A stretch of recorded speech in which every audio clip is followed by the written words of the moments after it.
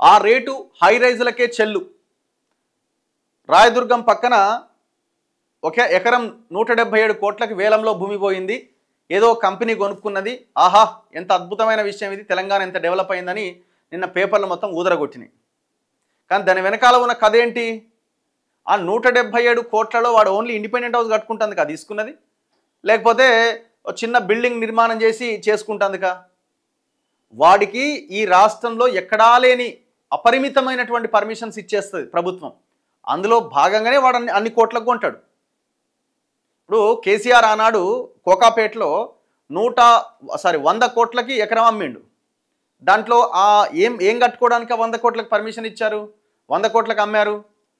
వాళ్ళకి ఇచ్చిన వెసులుబాటు ఏంటంటే నువ్వు ఎన్ని ఫ్లోర్లైనా వేసుకో, ఆకాశాన్ని అంటేలాగా కూడా వేసుకో, ఏమి ఇబ్బంది లేదు. సుక్కలను ఇట్లా టచ్ చేసేటట్టు కూడా నువ్వు ఫ్లోర్లు వేసుకో, ఏమి ఇబ్బంది లేదు. అంటే వీళ్ళు దగ్గర 40 నుంచి 50 ఫ్లోర్లు అంతకంటే ఎక్కువ ఫ్లోర్లు వేసుకోవడానికి వాళ్ళకి అవకాశం కల్పిస్తారు.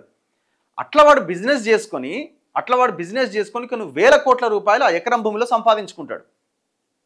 అందుకే వాడు 177 కోట్లకి ఆ వేలంపాటలో కొనుక్కున్నాడు. లేకపోతే ఎందుకు కొనుక్కుంటాడు? మళ్ళీ ఇప్పుడు ఆ ఎకరం భూమికి పక్కనే ఎవరిదైనా ప్రైవేట్ ల్యాండ్ వేరే వాళ్ళది ఉందనుకోండి, ఆయనకు పర్మిషన్స్ రావు. మళ్ళీ గదే 5 ఫ్లోర్లకు 6 ఫ్లోర్లకి పర్మిషన్ వస్తుంది.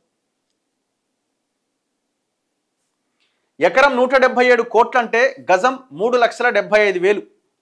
ఒక గజం అంటే ఒక స్క్వేర్ యార్డ్. పక్కనే ఉన్న చిన్న ప్లాట్లకు ఆ రేటు రాదు. వేలం ధరలో 50 నుంచి 60% పలికితే గొప్ప. 45 నుంచి 50 అంతస్తులకు 5 లక్షల చదరపు అడుగులు. చదరపు గజంలోనే 100 SFT నిర్మాణం. 1000 గజాల ప్లాటుకు గజానికి 24 SFTనే. 4 ఇంతల నిర్మాణం కాబట్టే ధర డబుల్. రాయదుర్గంలో ఎకరం 177 కోట్లు పలికిన నేపథ్యంలో రియల్ ఎస్టేట్ వర్గాల్లో చర్చ. ఇది చర్చ ఏం కాదు, ఇది ఉన్న వాస్తవమే. కేసీఆర్ అన్నాడు 100 కోట్లకి ఎకరం పోయిందని చెప్పినాడు కూడా. అందులో కొనుక్కున్న రాజపుష్పనో ఇంకెవరో ఉన్నారు కదా, వీళ్ళంతా టవర్లు వేసి పెట్టిరు అందులో.